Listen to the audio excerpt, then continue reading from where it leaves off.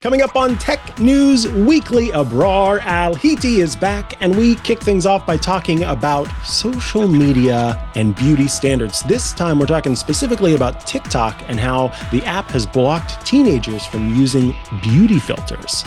We discuss the impact therein. Then, I talk about an app that wants to help you figure out when you're going to die. But don't worry, because it provides some health suggestions to make sure that you live a little bit longer. Afterwards, Scott Stein of CNET joins us to talk about his time using Xreal One Smart Glasses and compares them to some of the other AR/VR mixed reality headsets on the market. Before we round things out with Joseph Cox of 404 Media, who joins us to talk about an FTC ban on a company that is tracking locations and selling that data to the government. All of that coming up on Tech News Weekly. Stay tuned. Podcasts you love. From people you trust. This is TWiT. This is Tech News Weekly, episode 364, with Abrar Al-Heeti and me, Mikah Sargent. Recorded Thursday, December 5th, 2024. AI app aims to predict your death. Hello and welcome to Tech News Weekly, the show where every week we talk to and about the people making and breaking the tech news. We have hit the reset button on the month counter, which means we are back at the beginning of the month, which means we are joined today by Abrar Al-Heeti. Welcome back to the show, Abrar. Thank you. I can't believe it's December. It's scary and exciting all at once, but we made it. I mean, time just flies. And, this is one of the most stressful months of the year. Yay! We'll make it. We will. So as those of you who tune in every week know, this is the part of the show where both of us bring a story of the week to the table. And I'm looking forward to chatting with Abrar about her story of the week. Yes, this was really interesting to me. So anyone who knows me knows I'm obsessed with TikTok, and not just consuming TikTok content, but also creating TikTok content. And most of my stuff is just kind of silly stuff here and there. But one of the things that I see very prominently throughout TikTok is people who use beauty filters that are like making it look like they're wearing makeup when they didn't have to do any makeup at all. And not only that, but it also might make your eyes look a little bigger, your lips look more plump, or whatever it may be. I stay away from these filters because I know there's no need to get used to something like that isn't real, right? And so what TikTok is now doing is they are actually blocking anyone under 18 from being able to use these beauty filters. So things like Bold Glamour, which is one of the really popular ones, again, can kind of smooth over your skin, make it look like you're wearing a full face of makeup. And they're very convincing. I mean, you see videos of people rubbing their faces and it's not glitching, which is terrifying and impressive all at once. But I think this is a really interesting move because TikTok is always under fire for a range of reasons, right? And one of the things that we have to think about when we talk about any social media, whether it's TikTok or Instagram or whatever it may be, is, content that isn't necessarily real. It looks real, it's not real, and that includes beauty standards. And TikTok is a little bit more raw, I think, than Instagram. A lot of things are a lot more unfiltered. I think it was the first platform where I felt like I saw people just in their pajamas with their hair undone and just chatting away, and a video would go viral and no one would bat an eye, right? But there's still a lot out there on TikTok that is aspirational or that isn't necessarily real. And I think these filters play a role in that.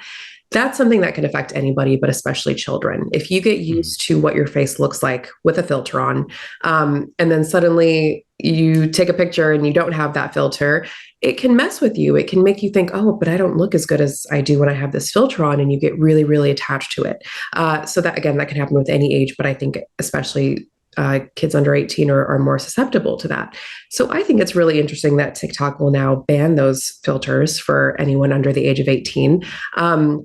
it comes at an interesting time, right? So, Mm-hmm. across not just the European Union and the UK, but also in the US, there's more crackdown on social media apps, especially TikTok. I mean, in the US, we're maybe waiting for a TikTok ban if they don't sell. Maybe, maybe not. We'll see what happens in January. But they're always facing scrutiny for, the impact on children. So this seems like something where we put aside the concerns about privacy and security, which those conversations will always be happening. But also, I'd like to remind you that a lot of apps violate your privacy and security, and not just TikTok. But this is something that's much more immediate, and for them to say, we're going to do this now, we're going to get rid of this now, and it has a very direct impact on users.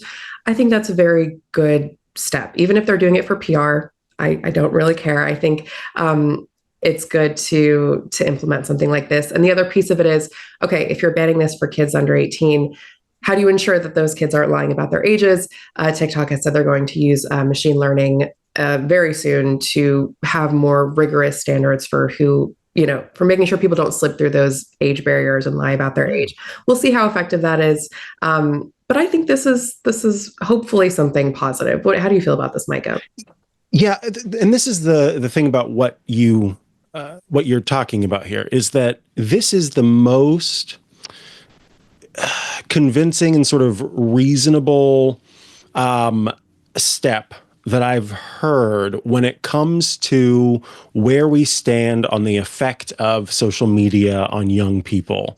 There's a lot of stuff out there, and there's a lot of panic out there, and there's a lot of misinformation out there, and there's some disinformation out there, and there is a non-zero amount. There are a non-zero amount of people who are kind of trying to have a reasonable approach to those concerns and say, well, we did this with books when those first hit the scene. We did this with rock and roll music when it first hit the scene. We did this with video games. We did this. There's this panic of, oh, it's all affecting our kids, yada, yada, yada.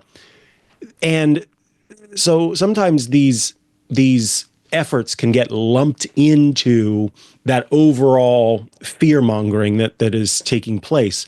Yeah. This seems like, again, one of the most reasonable changes to make, because of what you said about how someone could be seeing this in the platform, getting used to their face appearing a certain way, right, and then the dysmorphia, right, of looking at themselves without the filter, mm-hmm, and saying, now I am not that ideal version of myself. It's not the person that I want to be. That can be really damaging to one's personal identity. Yeah. When you were talking about that, it did make me think about something else that social media, and particularly audio and video-based social media, is changing.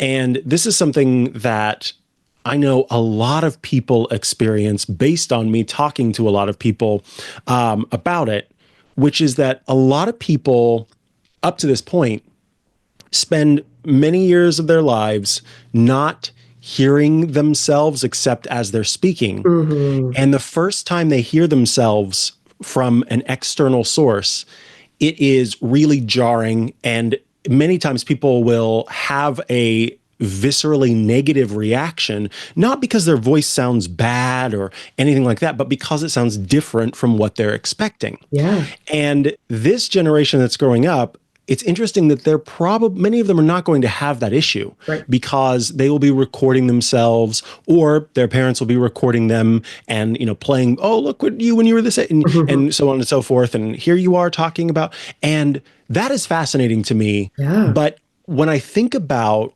the viscerally negative reaction that I hear from so many people who experience that, I can only imagine what that must feel like if their whole life they're looking at things through this filtered lens, and then they come to they have to come to understand that what they really look like versus what this beauty standard looks like are two different things. Mm-hmm. That could be, I could imagine that being very, very damaging. So this is overall a good thing, I feel. And here's the thing, even if the platform doesn't go as far as what TikTok is doing with, because there's that complaint like, okay, they can do this, but people are just going to lie about their age. That has always been a factor. That has always been something that's going on. I think that making this change, even if they didn't go further in saying, here's how we're going to detect, I still think that's a positive thing to throw this out or say, well, this isn't worth it because people are going to lie about their age. No, the change is still taking place. Yeah. And ultimately, it is the responsibility of the guardians of these youths to, be mindful of what they are doing and consuming and et cetera, et cetera. So, yeah, I think this is a positive thing all around, which is an odd thing. I'm feeling a sort of an odd feeling about it because so much of this is stuff where I'm going, let's slow down and chill out. We don't really understand the impact, and there's a lot more research that needs to be done, and the fear mongering is just causing damage overall, et cetera, et cetera, et cetera. Here I'm going, rah, rah, rah. This really does feel like a smart change. So good on TikTok in this case, I think. Yeah, absolutely. And yeah, I think it's because we see that direct impact immediately because we've always known that, people comparing themselves to either somebody in a magazine or on Instagram is unhealthy. But imagine comparing yourself to yourself, but it's not really you, right? And that's even more damaging because it's like, well, I see that I can be this thing, but it's not real and I can't really, access it.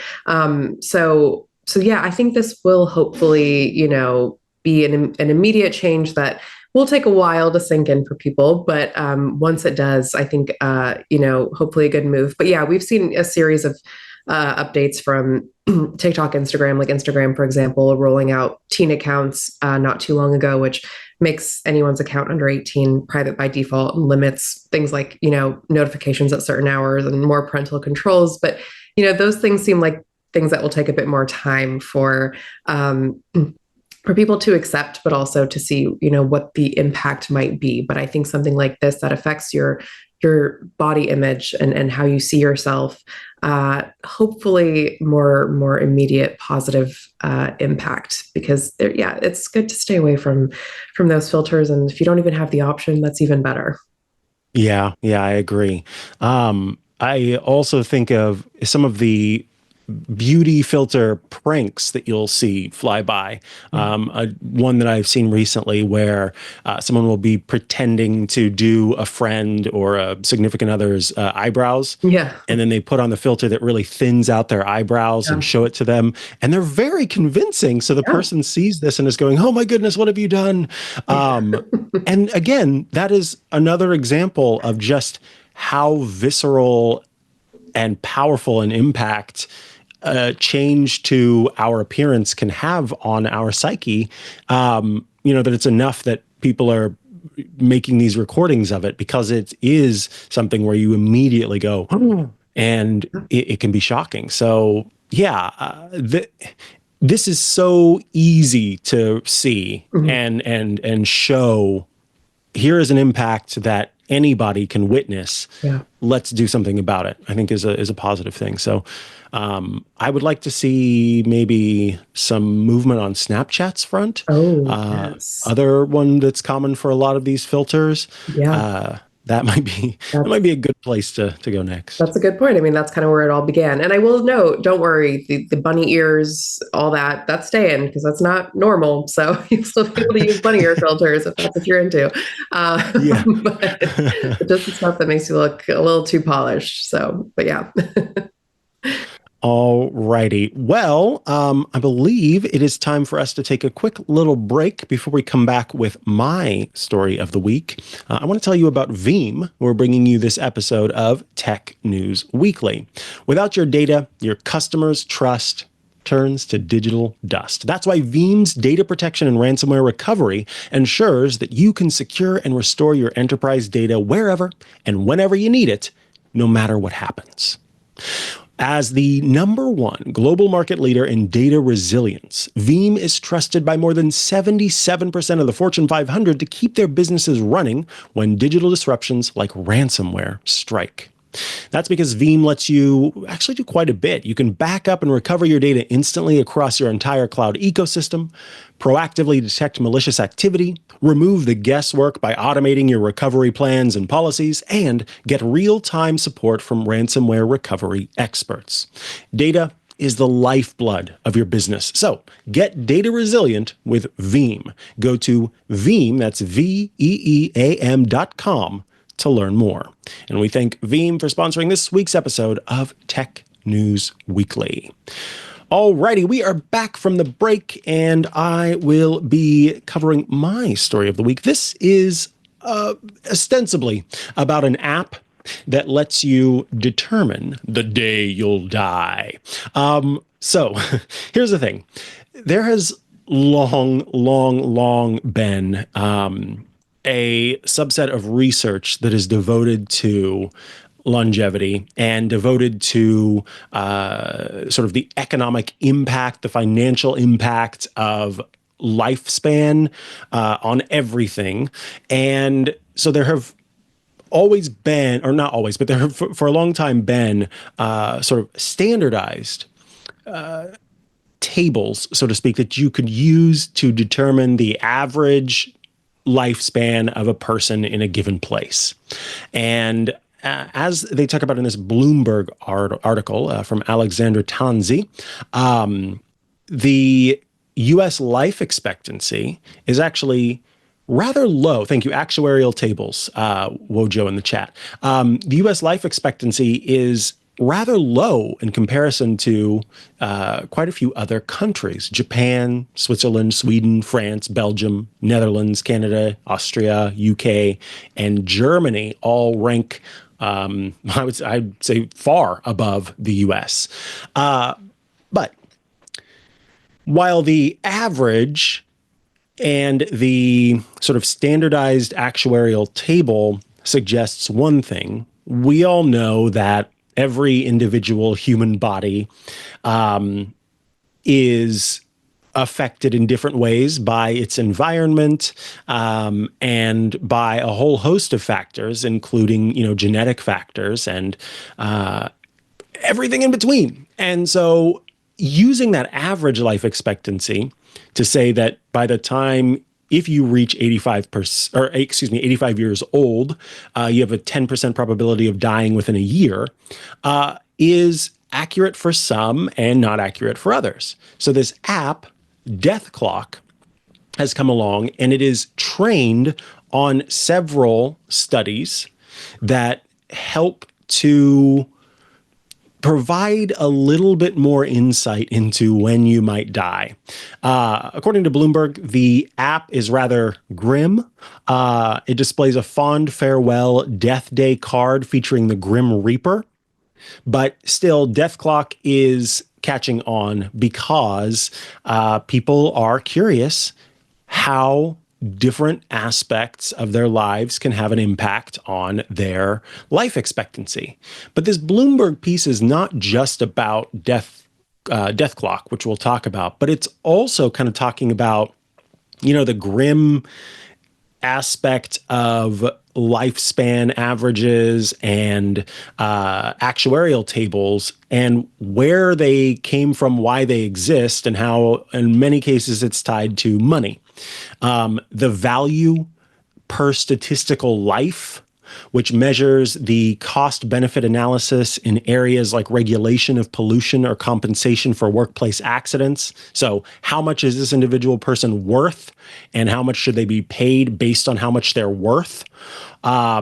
As well as tables that are looking at the value of statistical life for seniors. So in that case, it might have an impact on insurance because as you age, you may need to spend more money on different health aspects, which of course is going to cost more money, which is why that might have an impact on your health insurance rate. And all of that stuff is really, in my opinion, and I think probably the opinion of a lot of people, awfully grim, awfully callous, and a little bit, it's a place I don't like looking, I guess I'll say. It's like, I don't want to think about this with humanity.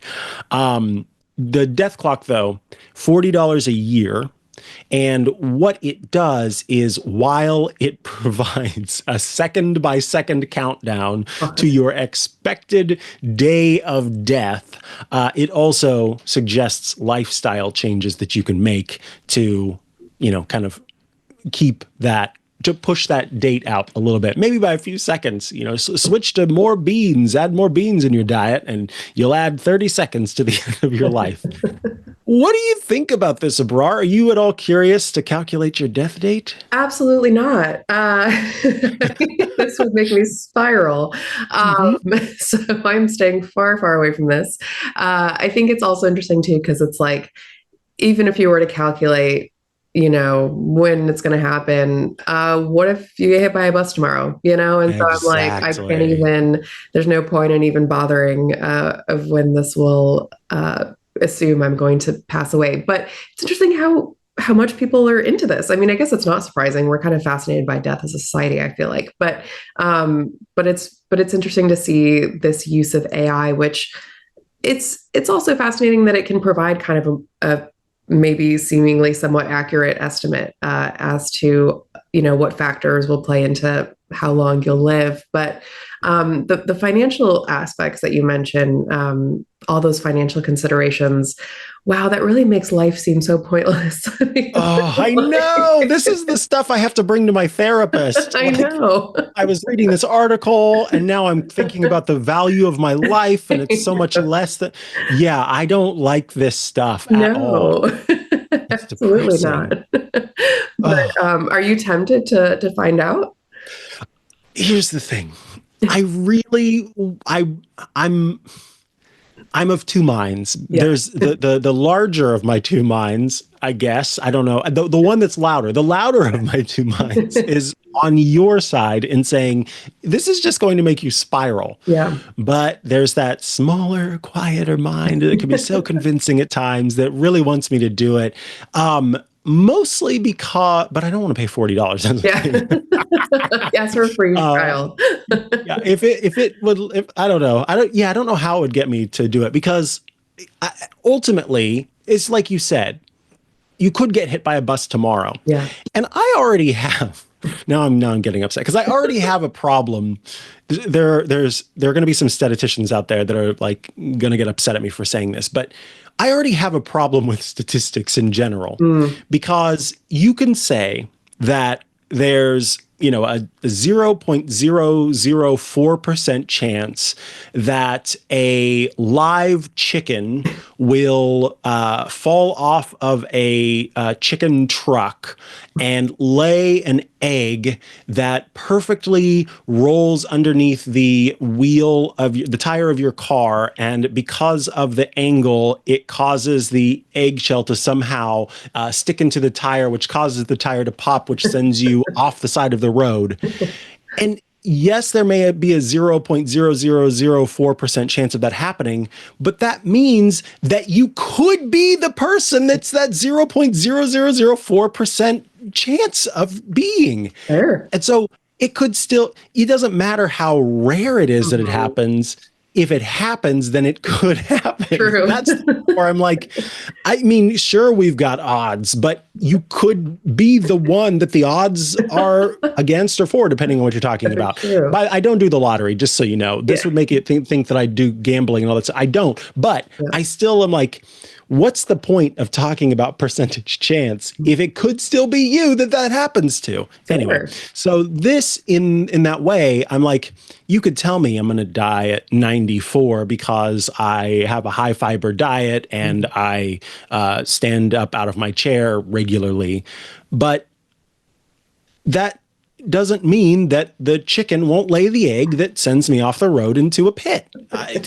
Or that somehow a tsunami from California reaches its way to Portland and, I go under it. Yeah. It's just, I don't know. Here's the thing. The value this provides is maybe getting people to make healthier choices. Right. And so if your way of motivating yourself to make healthier choices is to remind yourself that you will die one day and you can maybe maybe prolong that by doing this, that, or the other, then I think that's a positive. Yeah. Whether you need to pay $40 to, why don't you just make a fake death clock? Yeah. I'm going to die at 87, and if I do these things that are recommended, then I'm going to live till 90 or something. Yeah, that might be enough. I don't know. Yeah, absolutely. And I think, the value and to go off of what you're saying here in terms of how this can be helpful for people from a health perspective, maybe having like a vague idea of, if you don't eat healthier, you're not going to live longer. Maybe that's too vague for people. Maybe knowing a date and knowing an age is what really scares people into, getting their health in check. Gosh, I don't want to die that early. Let me actually get serious about my health. So perhaps that like ominous factor can actually lead to some good, but not for me, for somebody else. Well, yeah. Now that I think about it, psychologically speaking, I can't remember now which book it was. I wish I could remember for sure, but I interviewed an author a while back, and I think it was about the end times or something like that. And the author basically shared a bunch of different end time scenarios and then talked about different ways to avoid those end time scenarios, many of them human caused. And at the root of the issue with all of it, with much of it, is the fact that we as human beings are psychologically unequipped on average to not only put ourselves in the shoes of other people, empathy is a learned skill, Right. but also put ourselves in the shoes of ourselves in the future. We aren't even good at that. It's why people procrastinate, because me later will handle that. Yeah. And then you later is like, why did you make me? It's why we do so much of that. And so if me right now is not inconvenienced, me in the future will take care of it. Yeah. And that sort of compounds whenever it's someone else. So, you can talk all you want about one's progeny living in the future in a world where the earth is crumbling to dust.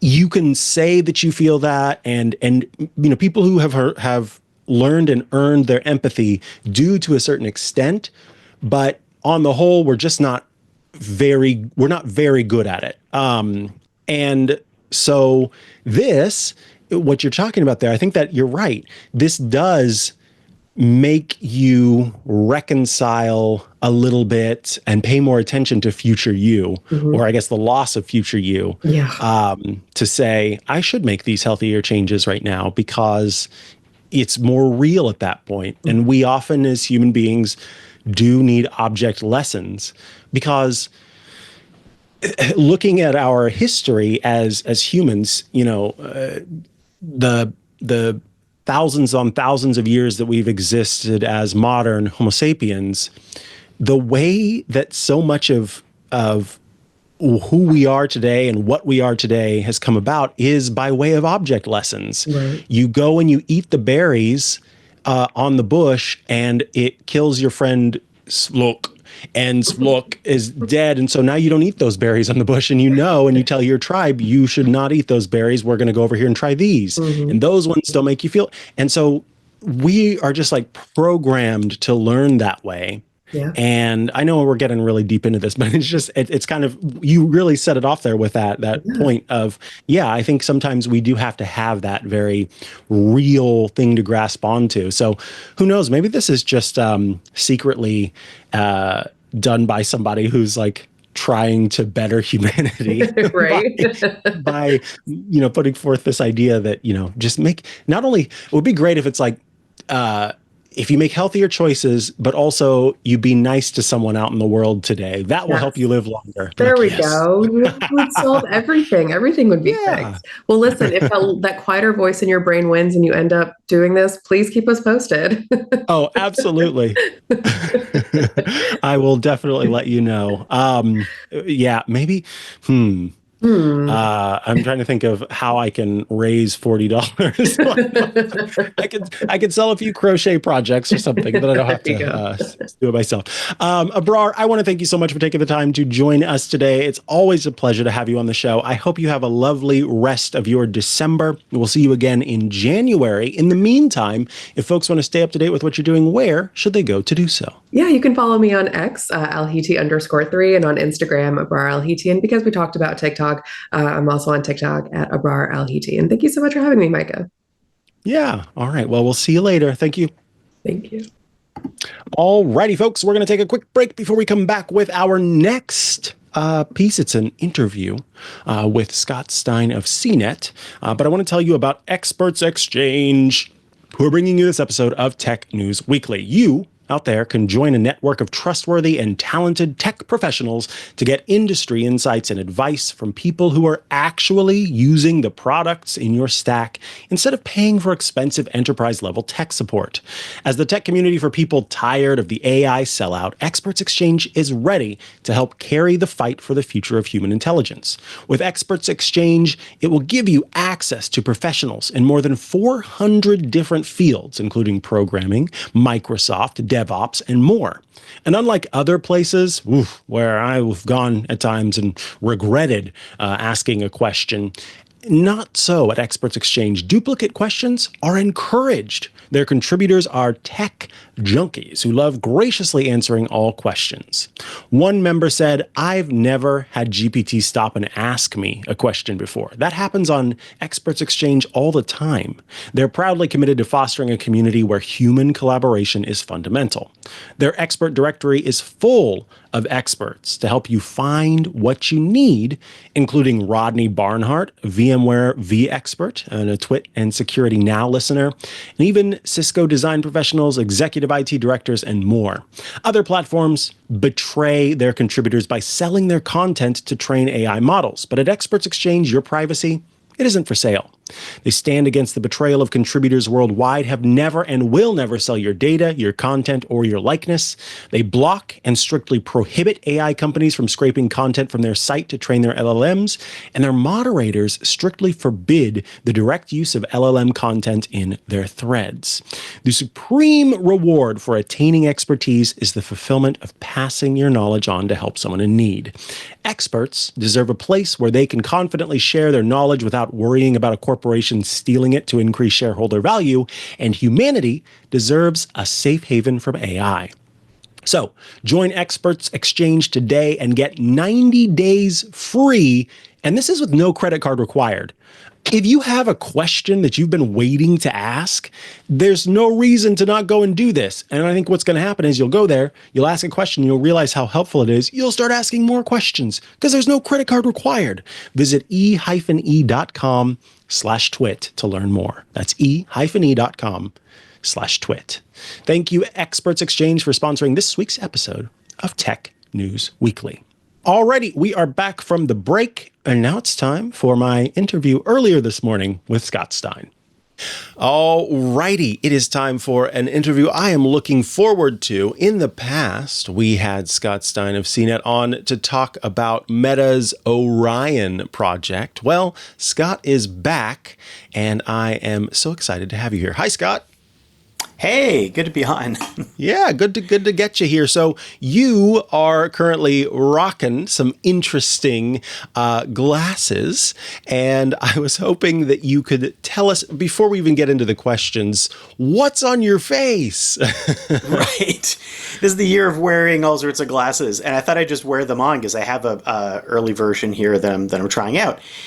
These are the Xreal One glasses, which are coming out this December, and I'm actually connecting them to the MacBook right now, so I see you as I'm zooming. It's basically casting a monitor, and I can basically, if I turn my head, see this like curved ultra-wide monitor for the Mac, and they're display glasses. Wow. But they're adding things that are starting to feel more like AR, and that's what's interesting to me, is that we're seeing this idea of AR glasses kind of already emerging in bits and pieces. Absolutely. So yeah, let's talk about, what are the kind of key advancements in the Xreal One and One Pro glasses compared to the previous models that were on offer, now that it's got that X1 chip, especially.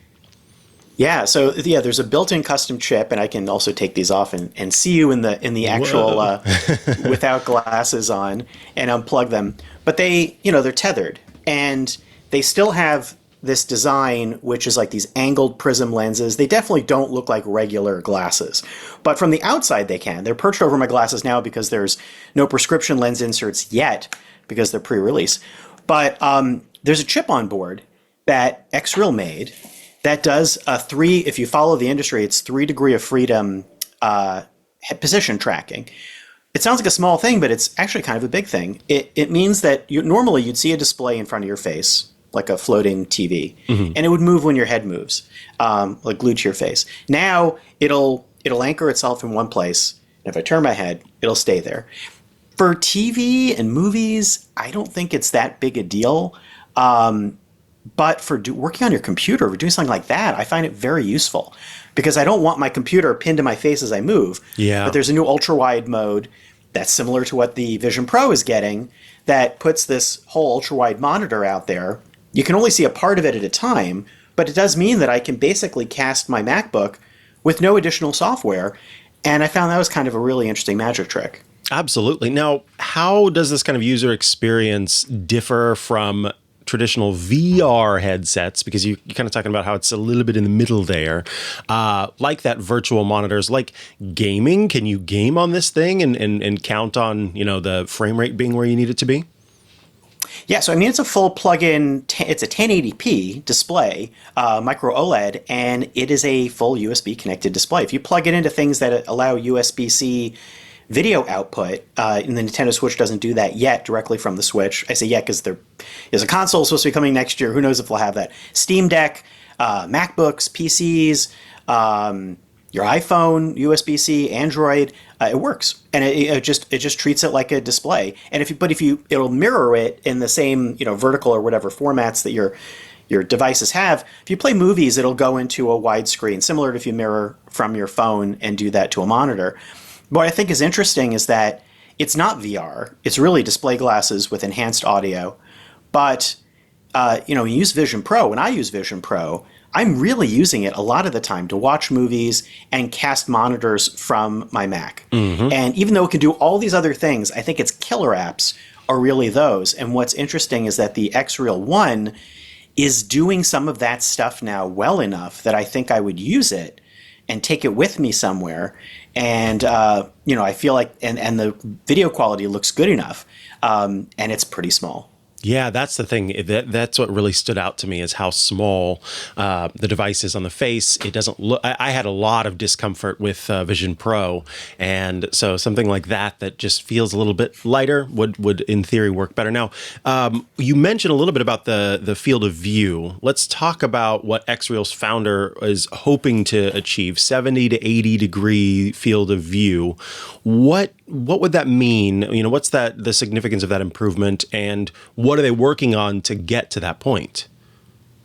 Yeah, it's a bit of a mystery how they'll get to that point, but I got to talk with Chi Xu, who's the CEO and founder of Xreal, in my story with CNET and in a video. And it was really interesting because we were talking about Meta's Orion glasses and other things in the landscape.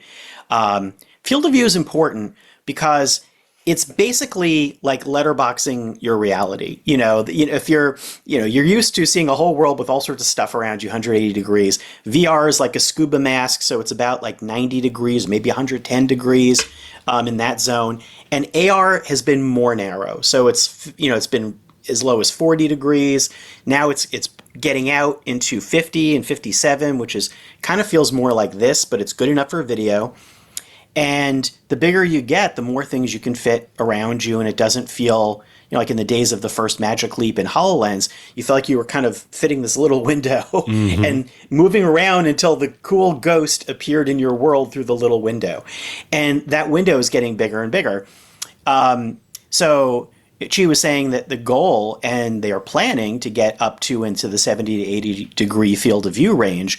I mean, Meta Orion is 70 degree field of view with a very custom and expensive technology, special lens material, and it's not something that's at all ready for consumers yet. But it's also fully transparent, and it's all built into this thin lens.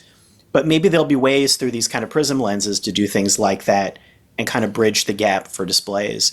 But I think he agreed, and I think Meta agrees, that 70 to 80 is really kind of where you'd want to be to get these to be really, really useful. So it's still kind of a stepping stone.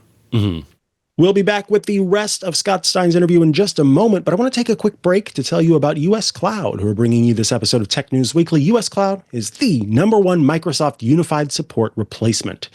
US Cloud is the global leader in third-party Microsoft Enterprise support, supporting 50 of the Fortune 500. And switching to US Cloud can save your business 30% to 50% on a true and comparable replacement for Microsoft Unified Support. You know how much money you're spending on Microsoft Unified Support, and you know how often they're getting back to you.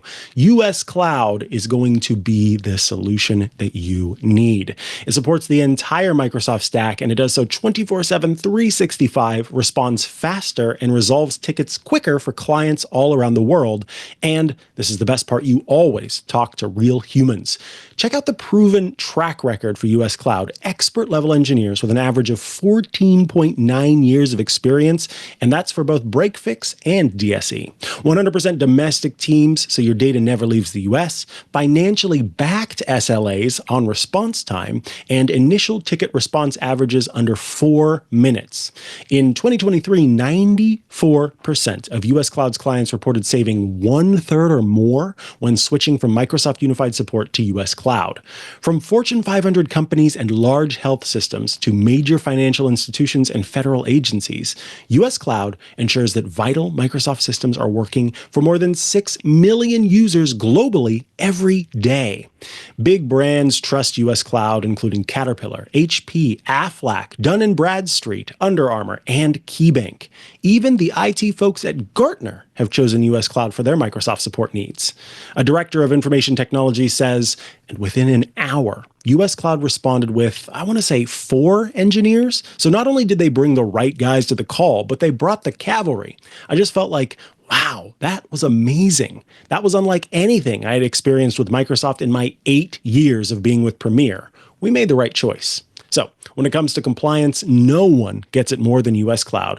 ISO, GDPR, and ESG compliance are not just regulatory requirements, but actual strategic imperatives that drive operational efficiency, legal compliance, risk management, and corporate reputation.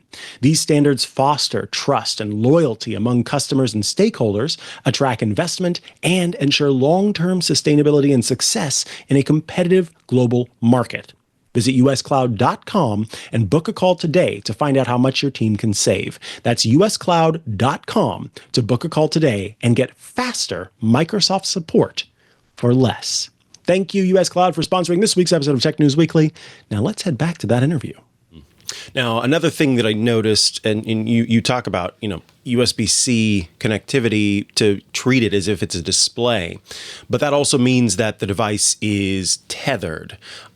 Is there a future for Xreal where they want to move past having a tethered device? Are they trying to let you kind of roam freely about the cabin, so to speak? Definitely. I mean, that's the goal. I think it's interesting because, the tether is annoying. It does kind of feel, though, sometimes like, old-fashioned headphones. And so if you're playing a movie on the go, it doesn't feel awful, but you do have to bring out that cord. I think there's probably a couple of things at play. One might be video playback reliability, but there's already things that can do that wirelessly. But it's battery life, too. Right now, Meta Ray-Bans, which just do audio and camera, last maybe half a day when I wear them. And, the Snap Spectacles, which are full 3D AR that are for developers, last 45 minutes. It's nothing. Mm-hmm. And that's why they're not for everyday people. So I think that the moment, and where the battery goes, the moment you put battery on this at the moment, I would imagine the battery life would be really short, or you'd have to have a battery pack. Plus, they're putting like a new chip in here, so there's more processing on these. There's just a lot going on. It sounded like for now, and I would expect that a lot of these glasses that come out will probably have tethers. It's a total guess, but if Apple's doing a next-gen vision device that connects with your computer and phone and other things, I can't see how that will work without a tether or a big honking battery pack. Right. And at least, so I think we're going to kind of see that in-between zone. And but I think it's a good reality check talking with Xreal, I think, about some of the things that can happen now that are surprisingly good, and some of the things, like they're dabbling in AI next, or they want to with this plug-in camera module, which is what a lot of glasses makers are doing. Yeah, in fact, that's what I was hoping to talk about, or what I'm hoping to talk about next is, AI, that's the big buzzword, and it seems like if you've got a product, you better have AI packed in there somewhere. So what are these snap-in cameras? What is their future AI integration plan? How is that going to be involved in this? It's an unknown as far as integration plan, but it is a module. It's a little it's a little camera, can do like 1080p or 12 megapixel, plugs right in the nose bridge, and looks pretty innocuous. But besides photo and video, it is meant to be used for AI purposes. And right now, if you look at some of the early products that are doing that, particularly the Meta Ray-Bans, a lot of that is this multimodal AI that everybody's talking about. It's using the cameras as well as the audio inputs, so it could take a photo, analyze the photo, translate something, tell you what something is. I find that when I use that with Ray-Bans, it's very hit and miss, and I kind of forget about the feature and move on. But it's definitely an experimental landscape where I think we're at a point now, definitely with AI, where everybody's trying to wedge AI in so many ways to try to make it work for people. And this multimodal stuff is another part of that. Apple's going to have camera-based visual intelligence on the iPhone. Google's done that on Lens.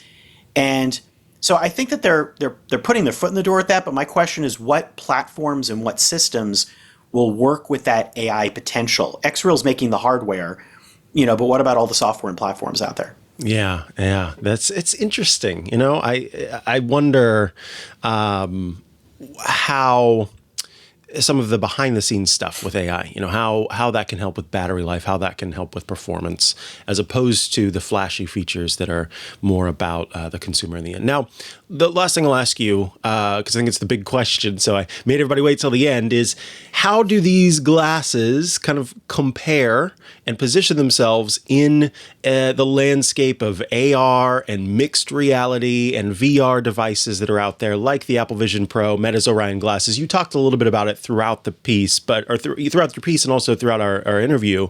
But overall, having had a chance with Meta Orion, having had a chance, now it sounds like a lot of time with the Vision Pro, where does this stack up, and can you see this kind of fitting into your day-to-day?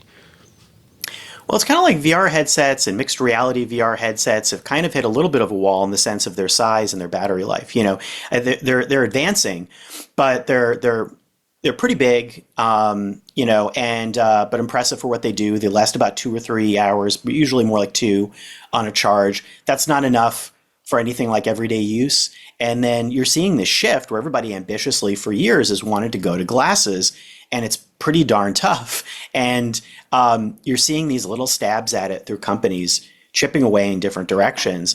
And I think that the idea is, how much can you do, or is it going to be something more gradual? The stuff I've seen recently, they're much more limited. These are just display things compared to a VR headset. But the video quality is good enough that I'd want to watch movies in it. It feels richer, something that, I still don't really feel all the time with, especially with the earlier Quest headsets, more so with Quest 3, I feel it's better. Vision Pro looks great for movies. This looks pretty good for movies. I like it. But all the rest of the stuff, you're looking at this evolutionary path. Like Snap Spectacles are more advanced and do 3D stuff, but they're just a developer kit for now. And they're very experimental. And then Orion is not even a developer kit. It's like a little moonshot experiment to say, here's the prototype we built. Technically, this can be done, but no one's getting their hands on it yet. So I think that's almost like the path over the next maybe 3 years or 4 years to to where things are going to go. Absolutely. Well, Scott, I want to thank you so much for taking the time to join me this morning to talk about your time with Xreal's glasses. As always, it's a pleasure to have you on. If people would like to follow along with the work you're doing, where should they go to do that? You can follow me on Blue Sky, which is my frequent spot now, and you can also check me out at CNET all the time, where I'm there writing stuff and doing all sorts of things. Absolutely. Thank you so much, and we'll see you again soon. Bye-bye. Yeah, thanks. All right. Thank you, Scott, for joining us. Up next, I've got Joseph Cox of 404 Media here, but we'll take a quick break so I can tell you about 1Password, who are bringing you this episode of Tech News Weekly. A quick question for you. Do your end users always work on company-owned devices and IT-approved apps? Yeah, I didn't think so. So how in the world do you keep your company's data safe when it's sitting on all those unmanaged apps and devices? Well, 1Password has an answer to this question. It's called Extended Access Management. 1Password Extended Access Management helps you secure every sign-in for every app on every device because it solves the problems that traditional IAM and MDM just can't touch. There are all of these places where your users or your employees might be interacting with the system. The IT approved apps, the company owned devices, the managed employee identities, those are all taken care of. But there are also the places, the unmanaged devices, the shadow IT apps, the non-employee identities, like contractors, where you have issues because most security tools only work on those company-owned devices. But a lot of the security problems, they take place with the shadow IT apps and the non-employee identities, the unmanaged devices. Well, 1Password Extended Access Management is the first security solution that brings all of these unmanaged devices, apps, and identities under your control. It ensures that every user credential is strong and protected, every device is known and healthy, and every app is visible. It's security for the way we work today, and it's now generally available to companies with Okta and Microsoft Entra and in beta for Google Workspace customers. Check it out at onepassword.com/twit. That's 1PASSWORD.com/twit. And we thank 1Password for sponsoring this week's episode of Tech News Weekly. All right, we are back from the break, and that means it is time to talk to Joseph Cox of 404 Media. Welcome back to the show, Joseph. Thank you so much for having me. Yeah, pleasure to have you here. I was hoping that you could start by telling our listeners about the company that you were talking about in this piece, Venntel. What is it and what does it do? Sure. So Venntel is part of this massive location data industry, right, where they will harvest location data from ordinary apps installed on your phone. Maybe it's a weather app, maybe it's a sat nav or something like that. And I'm actually looking into some other ones at the moment as well. And Venntel gets all of that location data from the different app providers, it bundles it up, it cleans it, and then it basically sells it to the government. And the government is able to rifle through that without a warrant. And what makes Venntel particularly interesting, because as I said, there are a lot of companies in this space, is that Venntel provides the underlying data, not just for its own tool, but for other ones that then sell to the government as well. So the way I see it is that Venntel is something of a beating heart of the location data surveillance industry. Wow. Okay. That's interesting. Then selling it to the government, then a government organization is banning Venntel. Can you explain the significance of the FTC banning it from selling sensitive location data? Yeah, it is funny because there's a lot of different arms of the government going on here, right? So I should just preface with, when I say Venntel selling data to the government, that includes Immigration and Customs Enforcement, ICE, it includes Customs and Border Protection, CBP, the Secret Service as well. The DEA and the FBI have also purchased, if not Venntel data, stuff that's very, very similar to it. Now the news is that the FTC has basically banned Venntel and its sister company, or parent company, I should say, Gravy Analytics, that actually gathered the data. And what the FTC is saying is that, hey, you Venntel, you have to stop collecting, selling, transferring sensitive location data, and you have to delete all historical location data. And I've read over that part of the complaint and the action several times, and I still can't quite believe that second part, because you're asking a surveillance contractor to basically destroy your entire product. And we're going to see what the impact of that is later, and I'm sure we'll get into it a little bit here. But it's a massive demand and action from the FTC. Yeah, that kind of blows my mind a little bit in terms of is that not wiping out an entire company? I mean, how does the FTC's order address concerns about data being used to track visits to sensitive locations in particular? Is that kind of, I guess more I'm wondering, do we know what caused this in the first place? Like, why did the FTC suddenly go, okay, now we're taking care of this? And we're not just saying stop doing it. We're saying stop doing it and get rid of everything you already have. Yeah, so this is sort of the latest and probably the most significant action in a pretty increasingly long line of actions against location data companies. Now, a while ago, the FTC also acted against a company called Xmode, which I revealed was getting location data from a Muslim prayer app, and then its customers included US military contractors, which is obviously a pretty controversial combination, monitoring people who are probably going to mosques and selling it potentially to the US military. The FTC told that company, you have to stop collecting data about sensitive locations, such as places of worship and healthcare facilities, which presumably would include, abortion clinics, that sort of thing. So the FTC is also doing that to Venntel and saying that sensitive data, you can't do that. But I've never seen a list quite this long. There's like a lot more sensitive locations in there. There are homeless shelters, domestic abuse survivor shelters, and I think very interestingly for the incoming Trump administration, shelters that deal with refugees or immigrants as well. And they're saying you can't have that data either. Even schools are also in there, which I found particularly interesting. So it's the continuation of those enforcement against different location data companies. But I think this is broader, wider, and potentially more significant as well. And we will get into this, I'm sure, but I should just preface straight away. They have included an exemption for, quote, national security and law enforcement. We have to wait to see what that actually means. Does that undermine the entire order, or is there certain national security use cases you can still use the data for? We'll have to wait and see on that. Yeah. Now, I guess then to sort of double down on this, or to clarify even a little bit more, that means that what the FTC is saying is, we've got a list of sensitive locations that you can no longer collect this data for, but you as a company who does location data tracking and collecting can still keep tracking grocery store visits and, I don't know, maybe not even dentist office visits, but whatever else is left there. I don't know, visits to a park, those are still allowed to be tracked? Yes, broadly speaking, at least in the way that the order is written and the way I'm interpreting, and I think other journalists are as well, is that they can still do their business once they delete the data and they don't do those sensitive locations. But I mean, the crucial part is that Gravy, again, the company that's related to Venntel, they don't sell it to the government. They do kind of what you're suggesting, which is, well, footfall traffic to McDonald's or Burger King or whatever, and you want to see how many people went there.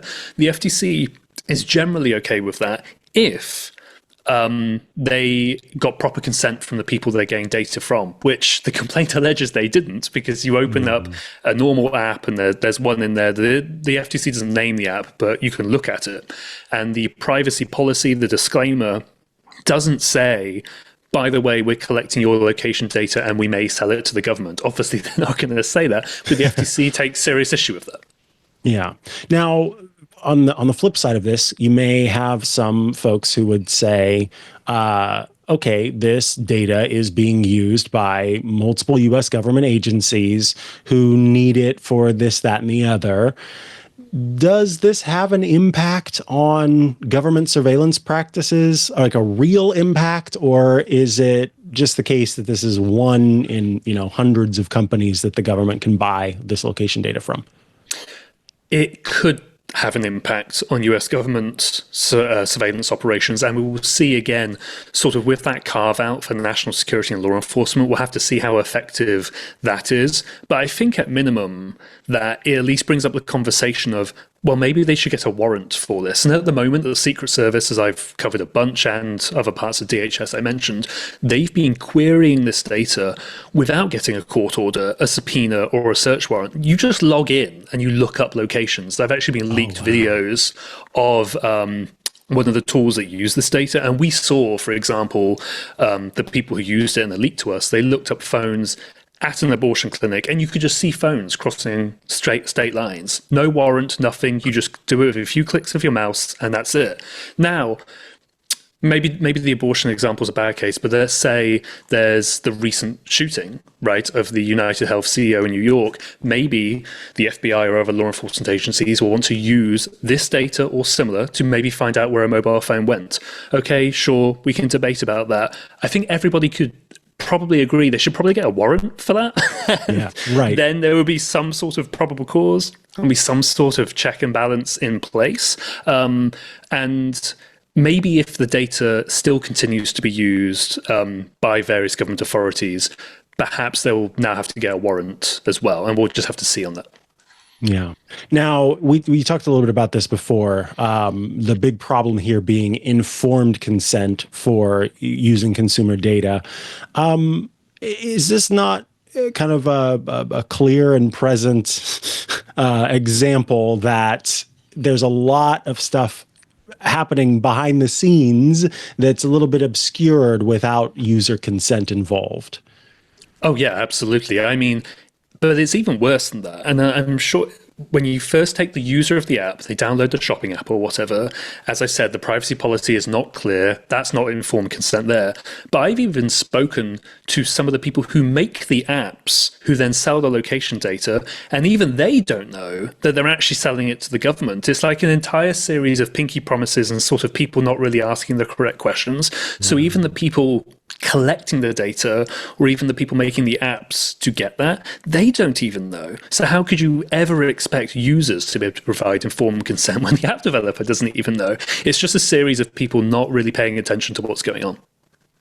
And then I guess I would ask too, because we're seeing FTC act against Mobile Walla. Is this a trend of focusing on this that you've seen now for a while, or has this just started enacting?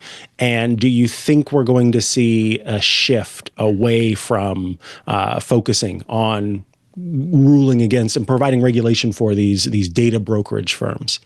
So this is the fourth or the fifth in a very, very quick succession, over the past 12, 18 months, something like that. You bring up the Mobile Walla case, and what they did was that they basically surveilled Black Lives Matter protesters and then essentially boasted about it in marketing material. What makes that action much more interesting in some respects is that it was telling Mobile Walla, you cannot collect data from the real-time bidding process now. And whereas Venntel got it from apps installed on people's phones, Mobile Walla got it, at least in part, from the advertisements that appear in your apps. So maybe you're playing a game like Candy Crush. I'm not saying it's specifically Candy Crush, but something like that. And you get those very weird, spammy adverts inside the mobile game. Those can potentially get your location data in such a way that there's all of these companies vying to get your attention. And the FTC basically said you have to cut that out. And that could be hugely significant because the other companies also do that sort of surveillance as well. And if the FTC is saying you can't even do that type of surveillance at all, that could impact other companies as well. Wow. And then I guess the last question is, as you foresee it with the companies that have been banned up to this point and what has happened with them, what challenges arise in enforcing these bans, ensuring compliance, given that this is kind of a wide-reaching part of the industry and also is one that I think not enough people are paying attention to? Yeah, I mean, I think it's probably the FTC can obviously only really act against US companies, right? And we live, thankfully, in the age of the open internet and the open World Wide Web, where you can download software from all different sorts of countries and jurisdictions. That, of course, is a double-edged sword where you could be downloading a Chinese or Russian or Taiwanese, it doesn't matter, just some sort of app from a country that the FTC does not have any sort of power over, well, then they could collect the data, sell it to a company who could then still sell it to US law enforcement anyway. It's very much a whack-a-mole situation. I think it'd be unfair to expect the FTC to entirely solve the problem, but it seems to be taking steps where it can do them, and it could be significant. Wow. Well, I want to thank you so much for always shining a light on this important area. Of course, people can head over to 404media.co to keep up. Is there anywhere else they should look to stay up with what you're doing? Definitely check out the 404 Media podcast. Just search for that in your podcast app of choice. And we talk about our own stories every single week where you literally can't read them anywhere else. So if you don't want to read, you can listen instead. Nice. Thank you so much, Joseph. We appreciate it. Thank you. All righty, that is going to bring us to the end of this episode of Tech News Weekly. Our show publishes every Thursday at twit.tv/TNW. That's where you can go to subscribe to the show in audio and video formats. And of course, I want to remind all of you out there about Club TWiT. If you have yet to join the club, now's the time, because we've got a limited time offer where you can get Club TWiT free for 2 weeks. So you can dip your toe in, see if it's right for you. When you join the club, you will gain access to the ad-free version of every single one of our shows. You gain access to the TWiT Plus bonus feed that has extra content you won't find anywhere else, behind the scenes, before the show, after the show. Special Club TWiT events get published there. Access to the members-only Discord server, a fun place to go to chat with your fellow Club TWiT members and also those of us here at TWiT, and also ask questions of our upcoming AMA guest later today, Emily Forlini, and access to the video versions of our Club TWiT exclusive shows. All of that is available to you as a member of Club TWiT. twit.tv/clubtwit, $7 a month, again, with that 2-week free trial. And for those of you who are already members of Club TWiT, twit.tv/clubtwit/referral is the place you should go, because by referring your friends and family and enemies to Club TWiT, you will get free months of our membership. So be sure to check that out. And that's what you need to know about Club TWiT. If you'd like to follow me online, I'm at Mikah Sargent on many a social media network, where you can head to chihuahua.coffee. That's CHIHUA.coffee, where I've got links to the places I'm most active online. Be sure to check out iOS Today and Hands on Mac, which publish later today, although I think iOS Today is already out, which is awesome. Hands on Tech, which I record on Sundays, where I take your tech questions and answer them, and also do gadget reviews. And again, tune in just a couple of hours, as we're recording the show live, for Emily Forlini's AMA. Looking forward to having a chat with her. Thanks so much, and we'll catch you again next week for another episode of Tech News Weekly. Bye-bye.